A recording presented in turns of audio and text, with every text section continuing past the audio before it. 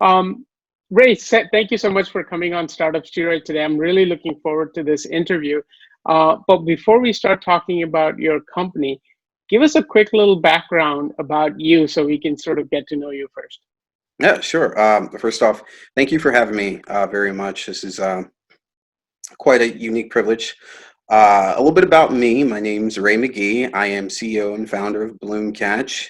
I am also the father of three amazing kids. My wife and I just welcomed our third child into the world October of 2020. So that's where the bags are under the eyes. um, I also, have had an interesting career in education. I went to a very unique high school. I don't know if you ever heard of it, called Illinois Mathematics and Science Academy in Oh, yeah. Illinois. I went to Elmhurst College to study computer science. Now it's called Elmhurst University in Elmhurst, Illinois. And then I obtained my MBA from George Washington University here in Washington, D.C., where I have been residing for the past 13 years this year. Nice. So that's me in a nutshell. Fantastic. And yeah, Washington has been an exciting place to stay for the last couple of years. So we won't get into all of that. But yeah, no, you sound like a very well-educated person. And it's great to have you here. So how did you sort of discover this issue? I understand you were trying to share plant information with your kids. Tell us that story. Yeah, so my older kids, I love to take them on hikes. That's our favorite activity to do. They love to see wildlife. They love to see plants, flowers. I mean, we could put on our mud boots and we go out there on the trail. And when they were younger, when we were out there, I'd say about when they were 3 or 4, because I have twins, they're the same age. And they were out there, and at that age, even now, they ask me a lot of questions. And I remember that specific day, they were asking me question after question after question because they were interested in what nature was providing them. And I remember thinking, well, I have a smartphone. Let me just download something, because they are now reaching the age where there are some questions I couldn't answer. And it Right. was getting awkward. They were looking at me because, like, hey, answer my question. So I downloaded some apps, and I felt that at that moment in time, the apps I downloaded weren't answering the question as accurately as I thought the technology should. And that led to my idea. Well, I'm like, okay, well, if no one's going to answer my kids' questions the way I think they need to be answered, then I can do it. And that's what kind of led me on the journey. I started researching the how and the why. And then that started the early development for Bloomcatch, believe it or not. Fantastic, fantastic. That's how most of the the great ideas start, right? It's wanting to scratch your own itch. So that's great. Um, so let's talk about Bloomcatch now. When did you start, and how? What was the original idea? So the original idea was based on not just plants, because I was in nature at the time. So it was based on everything in nature. Hmm. And, that was a little bit of hubris on my part, to say, well, I can just build something to analyze everything. And in reality, as I learned through research and a little bit of trial and error, it's actually very challenging, because of the data sets that are needed in terms of also powering the image recognition and the artificial intelligence. You need a lot of data to power that solution. So I took a step back and I pivoted and I said, okay, well, what's one thing that we all really love out of nature that I can just kind of specialize in? And then I looked at plants, and then I further created a subcategory, and I looked at horticulture. Now, so not just plants, it's horticulture, the horticulture industry specifically. And I said, okay, well, here's something unique and cool. I love to garden as well. That's horticulture. What can I do within horticulture to kind of serve this market that I also enjoy partaking in? And that asking those series of questions and having those series of I guess trial and errors and failures led me to the current iteration of Bloomcatch, in which we are very focused on the horticulture industry and then solving using Bloomcatch to solve that problem. Hmm. Got it. Okay. Really interesting. Thank you. So just out of curiosity, how long ago was this? This has been a journey, but it was about 4 years when it 4 years started, ago. the journey. Yeah. Got So it. Okay. 2016, oh, I have to say 5 years now, 2000, because it's 2021 now. Man, 21. Yeah. yeah, I lose Time track of flies. time. Well, we're not going to count 2020 because that's COVID, right? So Well, that year. yeah, so we're going to get to that in 1 second. But so back then, I also understand that you had some co-founders. So tell me a little bit about how that relationship first came about, and then how those relationships ended. Yeah, thank you for bringing it up. I started this company, and as I mentioned, I'm a dad, and um, I didn't have I still don't have all the skill sets necessary to build a company. So at the time I started a company, I'm a non-technical co-founder, and I started with a technical co-founder. He was my CTO. He was actually my very first hire. And I remember specifically the day I wanted to work with this guy was when I presented this idea. Um, at the time, the idea was called "What's That?" Believe it or not, before it became Bloomcatch. And I presented it in class because I was going to class for my MBA while researching the future version of Bloomcatch. And I remember describing it in a very inarticulate manner. And it was a class of about 60 students. It was an entrepreneurial class, and I remember afterwards there was Q&A from the students, and someone started questioning my idea, and he was the first one to start defending it. Hmm. Um, and he became my first defender of Bloomcatch. I was like, hey, he's defending something I didn't even describe very well. I Right. definitely want to work with him because he understood what I was trying to say and what I was trying to do.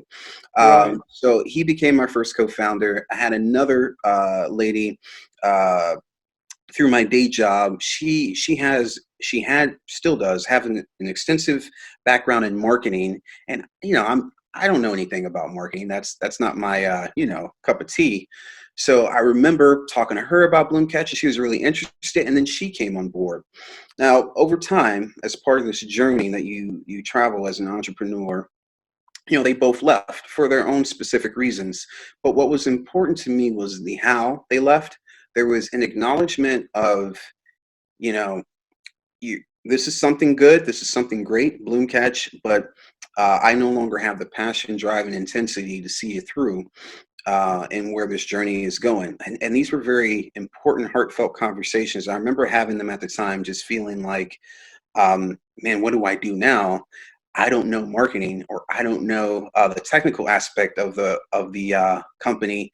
I have to learn these things, and I have to get adept at them. And this is going to hurt, and this is going to set me back. But it was important for me as part of that journey to learn how to work with different groups of people. Because co-founders, you work for sweat equity, and learn how to get people to buy into the vision of Bloomcatch and the journey and where we were going, and set that forward path and keep us moving forward.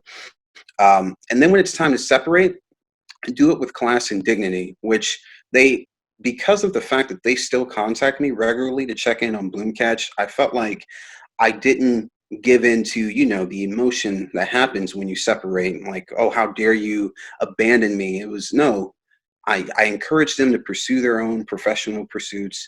I kept in touch to make sure I checked in on what was important in their lives.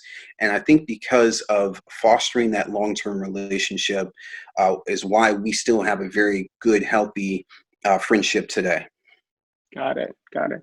No, this is such an important lesson for a new entrepreneur. You said you were a first-time entrepreneur, so this is such an important lesson for you to learn as a person, and then obviously build in that understanding into your future businesses as you go along.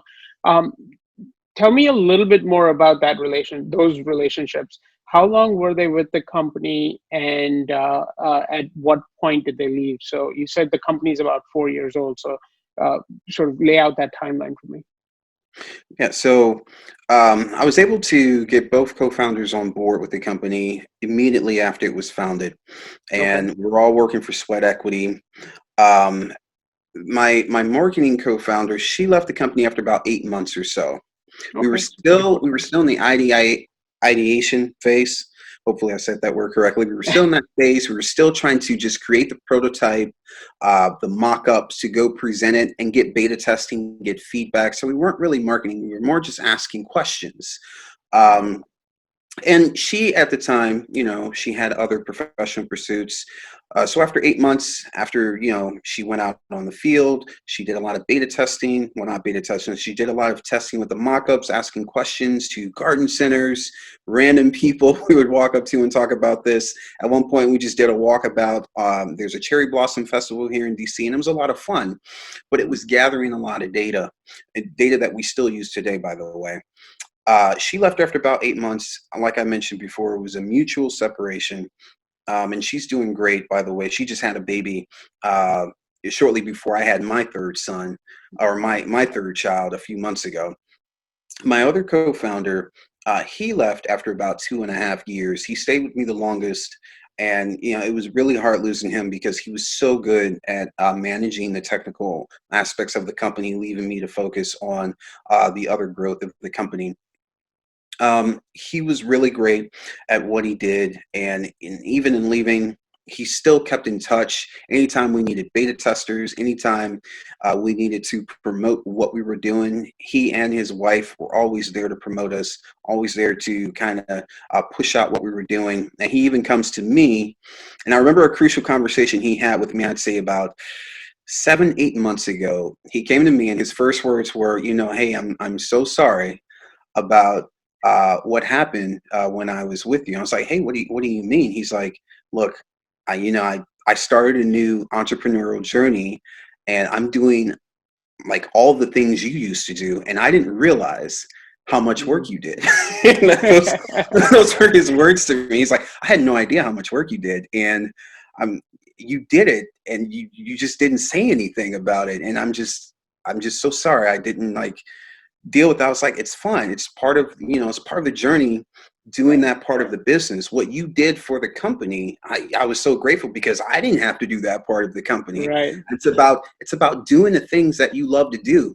And what I actually love to do and what I don't love to do is paperwork. What I love to do is to talk to people. So, but when you're an entrepreneur and when you're a founder, you got to do the things that you love to do. Right. Yep. But more importantly, you're constantly just doing the things you hate to do until you find the right people who love to do those things that you hate. Absolutely. That's a great way to put it. So that second co-founder left, if I understand the timeline correctly, by about mid 2019. Is that right? Yes, that sounds correct. Yes. Okay, perfect. So now you've been on your own for a little over about a year and a half or so. Tell me what that's like, and are you pulling in other technical people, other expertise behind you to replace the expertise that's left? So thank you for reminding me I've been on my own. No. It was rough. It was extremely rough, especially after I lost my technical co-founder. I had to learn how to hire, retain, and understand, software developers. And so I had to go through an education process. I went through a couple developers that, didn't work out because I didn't know how to ask the right questions. I didn't know how to check the work appropriately. And so I made a number of mistakes. And then at one point, because I was also bootstrapping the company, I got the bright idea that, hey, I can run the company while also working my day job, which was I was using my income from there to bootstrap the company, but it needed a little more income for the additional expenses. So I picked up another job working at UPS, the preload. If you know anything about UPS, you're just moving boxes for hours at a time. And let me tell you, I got really fit doing that job. And I understand why Big Brown is, one of the top 50 companies because, there's a lot of packages that go through there. But I worked the preload sunrise shift. So that's like the 2 a.m. to 8 a.m. shift. And that's before I started my day job. And then at some point in there, I was a father and husband. But, those things, you kind of sprinkle them in there. And it was rough, right? It was rough. And it was an education. And I think most importantly for me, it taught me to understand the value and significance of using your whatever money you get wisely, right? Thinking strategically And more importantly, even when we were that lean, I was still not afraid to make what I consider now are stupid mistakes, but at the time I didn't even know they were mistakes I was about to make, right? Because that helped me eventually lead to my current CTO, right? And he's an amazing gentleman. You can check him out on my website. His name's Radu Brahma. He's worked for a number of the big software companies. He's worked for startups for 20 years. And at that point, I was really adept at asking the right questions, understanding background, understanding that when I hear certain things, as well as the execution of the tasks themselves, that speaks volumes. And when he found me, I mean, it was like a match made out of heaven. And at the time, he just became my first my developer, then my lead. Then I called him my lead software developer, in which he was managing a couple of other developers. These were freelancers we had. And then a few months ago, I asked him, "Hey, I would really love for you to be my CTO because you're basically doing the role of a CTO. And at some point, I want to know if you feel comfortable with this, moving away from your current daytime job to doing this full time." And he thought about it. He thought about it for a while, and he's like, I really love working with you, and I love Bloomcatch, and I think this is going somewhere important, right? He understood the vision. He understood where I was leading the company, and he made that commitment. We signed appropriate legal paperwork, and now he's my CTO. I brought on a lady named Dara shortly after I lost my other co-founder. She eventually became my marketing director, and she is also phenomenal. She is the most passionate, hardest working person I think I've ever met in my life.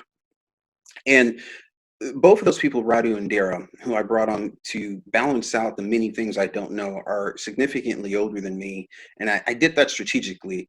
I wanted to find people who were well down the path, professional experience, who knew all the right questions to ask, who have seen all the things that I haven't seen, but who can balance my passion and enthusiasm for what I want to do with strategic foresight.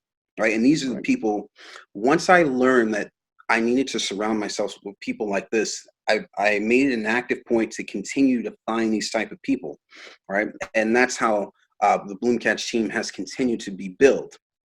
We find people who are extremely proficient in their skill sets, and we slowly indoctrinate them. No, I'm just kidding. We slowly bring them into the Bloomcatch world until they love it. They think about Bloomcatch all the time, and they love it. And that's where we are today. That's fantastic, and that's a great way to build the culture around the company also. So that's great.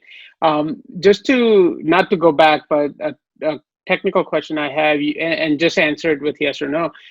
Do the initial two co-founders, do they retain any equity in the business? Yes, they do have some equity Okay, in the business. fantastic. And these two new people that you brought on, who seem like 5-star players, do they have equity in the business as well? Yes, they do. Fantastic. Okay, great. So that brings us to, as far as the timeline goes, that pretty much brings us to today. So tell me where Bloomcatch is right now. I believe the app is live, but are you in beta testing? How many customers do you have? Just give us a quick. And by the way, before I forget, let me just tell you, just make sure those two new people, their bios are in the team section on the platform. So this way, if someone is interested, they can just jump and read through the bio as well. But to come back, tell us where the company is today, where the app is, and how many users you have using it. Yeah. So we launched the app in December 2020. I think I mentioned that previously. We launched it, and even though anyone can go in there and download it in the United States, we are only heavily promoting it through family and friends right now. And that's for a specific reason. We've beta tested it a number of times through different iterations, different builds over the past year and a half until it's reached its current level. And right now we're trying to get more data inputs to determine, okay, well, how many times can we break it, right? Because we're gearing up, in the horticulture world, or in the landscaping gardening world per se, the big season starts here in a couple of months. So you're probably aware of it. That's when all the flowers come out. That's when everyone's getting outdoors, turning their soil over. So right now we want to make sure that before we start aggressively marketing and promoting the application itself, we want to know, okay, well, can many people use it without any issues?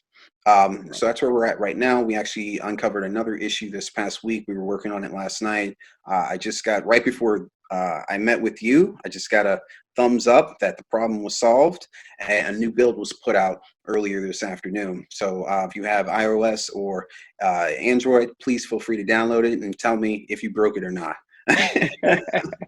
Perfect. So we from December to January is where we are now.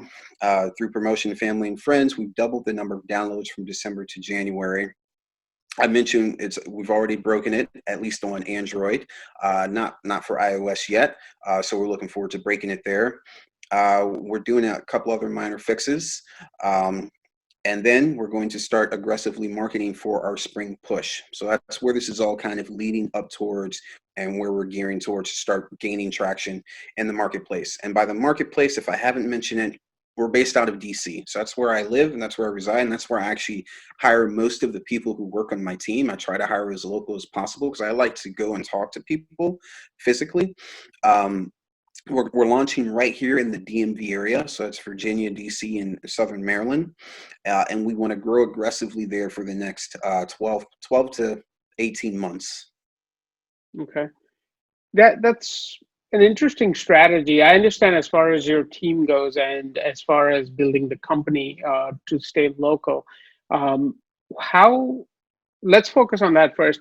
How did 2020 and the whole COVID issue work for you? Because um, everything was remote. So I'm not sure if you were still meeting with your team, if that strategy was still intact for you.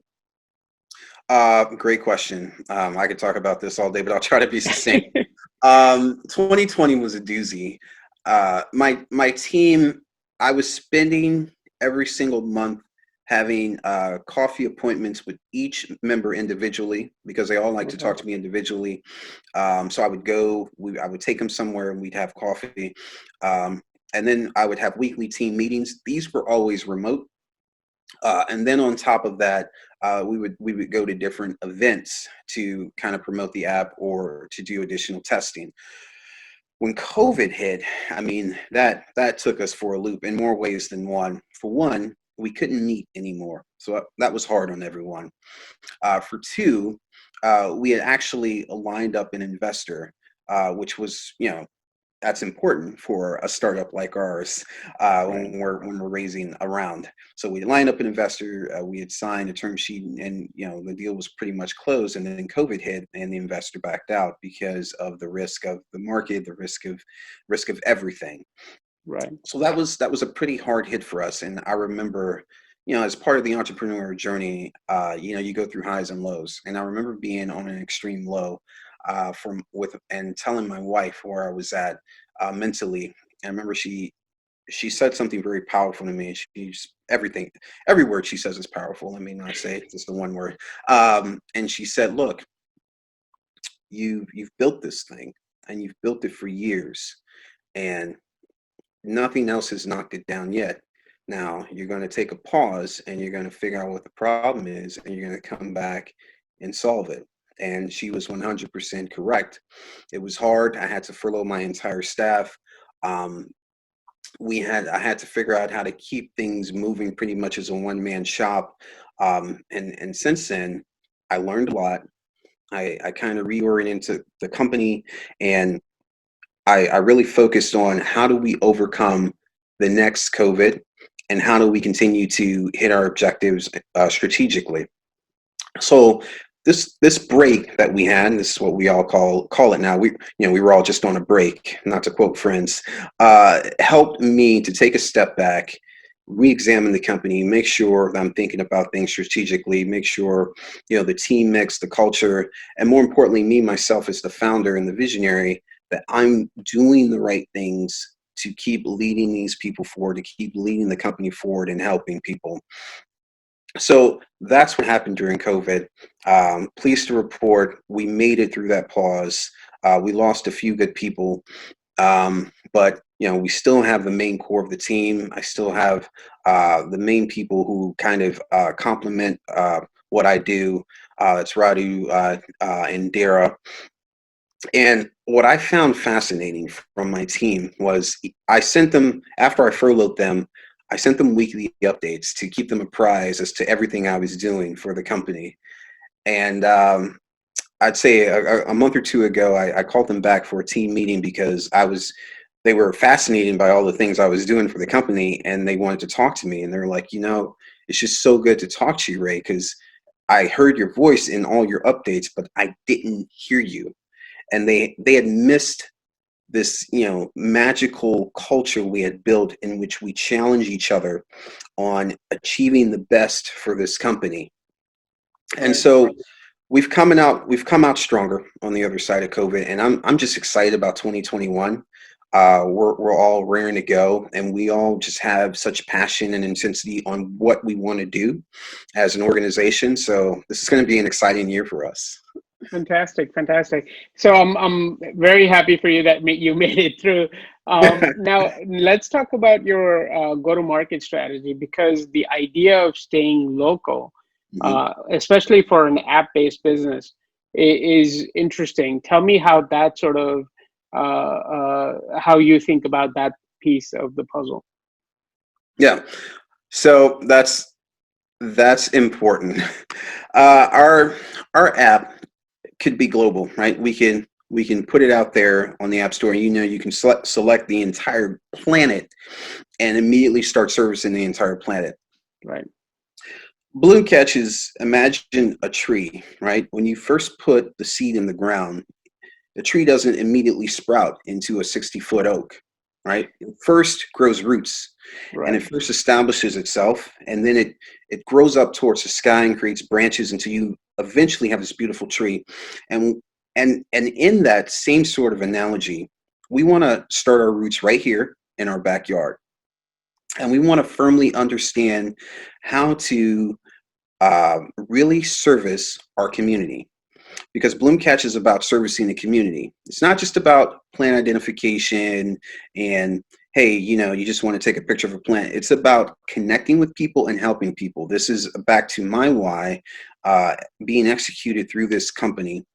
And in helping people, you want to understand, well, what exactly do they need help with? And you can't really understand that if you suddenly just sprout out overnight and just say, hey, we're just going to service the whole country, unless you have an insane amount of people on the ground able to collect all that information. Right. So this is why for the next 12 months minimum, and the team already knows this, and we're already all on the same page about this. I'm going to start here in DC, which is a very unique part of the country, by the way. Not to get too nerdy here, but DC area has 4 different USDA hardiness zones. It's one of the few places in the country that has that. So there's a lot of diversity in the geography in terms of the different plants that are available here. So this Right. allows us to test the app, service this diverse landscape in a way that we couldn't really service it the same way anywhere else in the country. And so that's why we're starting here. And then the way we're going to expand is westward, right? So we're going to start here in the DC area, then along the eastern corridor, which will allow us to eventually expand westward until we cover the whole country. And our plan is to cover the entire United States, but in the same way we cover a small local geography, like the DMV area, we Mm-hmm. want people all over the United States to feel that same sort of close-knit community feel anywhere on our app that they may be in the country. Got it. Okay. And I also understand that you're building relationships with the local, it might be horticulture farms, it might be suppliers who are sort of selling the plant. So tell me a little bit about how that sort of back end relationships sort of come into play versus just the direct customer. Yeah. So our network that we're building here, that we already have a contract in place with a very large nursery right here in the DC area, is creating a network of they're called garden centers. Garden So centers. Thank you. yeah, that's fine. It's fine. Creating a network of garden centers, because typically a person wants to take a picture of a plant, and what do they want to do next? They want to find out where to go to purchase it. And we Right. want to be able to make that seamless while supporting other small businesses and directing them to their closest local garden center, which they may or may not be aware of. So that allows that facilitates that transaction, and while also serving what we want to have happen in serving our local community. Now, as part of another network that we'll be building, I wouldn't say on top of that, and let's say underneath that as the foundation, is uh, we give 10% of revenue back to local charities, right? So our users in using the app have the ability to select their local charity of choice. Again, that's serving the local community, and they can elect where to send those funds to their local charity. And we already have 2 local charity contracts in place, and they're raring to go to promote what we're doing to service the broader community. Got it. Perfect. That's a fantastic model, and good for you for starting with that. With that sort of giving mindset. Um, Tell me what the next sort of 12 months, 24 months look like, and what the future holds for the company now.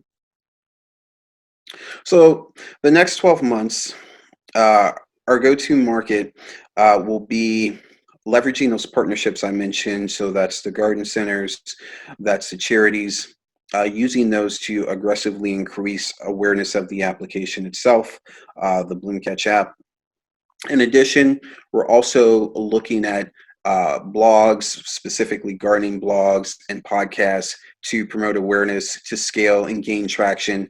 And finally, because our target market is millennials, we're also looking at social media, specifically TikTok and the other social media platforms that millennials use. The next 6 months, like I mentioned, we are starting right here in the DC area. So the next 6 months is a very, very intense time for the horticulture industry. That's when all the plants are moving. That's when people are trying to sell the newest flowers in their garden centers. And that's when we want to be the most active, because that's when we'll gain the most traction here. So it's a very intense time here in the next 6 months. After that, after the outdoor season dies down around August, September, that's where we enter the indoor houseplant phase. And then that allows us to start addressing and integrating ourselves into that market. So then you have your indoor people who are collecting all the house plants, and believe it or not, again, that's millennials who are constantly going to their local garden centers or even their grocery store and buying succulents, buying other indoor plants to cater to throughout the winter season. And that's where we want to be at. Okay. This seems like a really interesting play when it comes to, the current trend is a lot of millennials who are living in sort of urban population centers are now sort of dispersing because they can work from home. So they're going out into the more sort of suburbs and rural areas. And now this is sort of the perfect tool for them to sort of get to know their surroundings and pick the right items for their gardens and things of that nature. Is that how you would sort of position this? This is just my feeling from listening to you. Absolutely, Deval. I couldn't describe it better myself. Um, the application would create a direct channel for our target market to their local garden centers. Now, local garden centers, if you ever go to them and hang out, they spend a lot of their resources. I do all the time, so I say that. They spend a lot of their resources in making sure their stores look beautiful because they want people to come in, right? And in the past 12 months, how many people have gone into a garden center because of COVID? It's been a little interesting for that particular industry, but they invest in that sort of indoor appearance, and they don't really spend resources on creating touch points with consumers in a digital capacity. And Right. this is where Bloomcatch comes in very strategically and creates that channel for them, creates touch points for them to check on their customers or invite them back when they have new things to sell in a Right. very real-time capacity. Perfect. Perfect. No, this sounds great. And I think you sort of have answered most of my questions already. Any sort of last thoughts before we close up the interview here? Um, I would say I'm just really just I'm really grateful for the education Bloomcatch has given me. It's taught me in how to be a better human being and catering and being a leader to my team, being a good founder, and also being a good family man. Because when you're an entrepreneur, you're trying to create this sort of balancing act. It can lead to a lot of stress and anxiety. Hmm. And it's how you deal with things in times of adversity that really tell you the type of person you are. And I'm grateful for every single moment of that education. Also, more importantly, I'm just grateful that you want to hang out with me, Deval, on a beautiful Saturday afternoon. So thank No, you so much. absolutely. It's my pleasure. And before we wrap it up, this is the perfect sort of question to end it on. What is your sort of vision for sort of 5 years out or longer for Bloomcatch and what you see for yourself, 5 years, 10 years down the line? And this obviously affects investors as well because we're in that journey with you. So when do we get our money back? Maybe that's a more direct That's question. more direct. But that seems like a great sort of final question for you. you know, that's a great question. So, all right, to answer that question, Bloomcatch has an in journey, and I've educated my team on what that journey looks like. Bloomcatch is meant to be something that adds value to something bigger, right? And as you're aware, there are two ways the entrepreneur journey goes: acquisition or IPO, right? Those are the two channels. And Bloomcatch is looking for acquisition, but we're looking strategically at who we want our acquirers to be, because the objective behind Bloomcatch is to help people.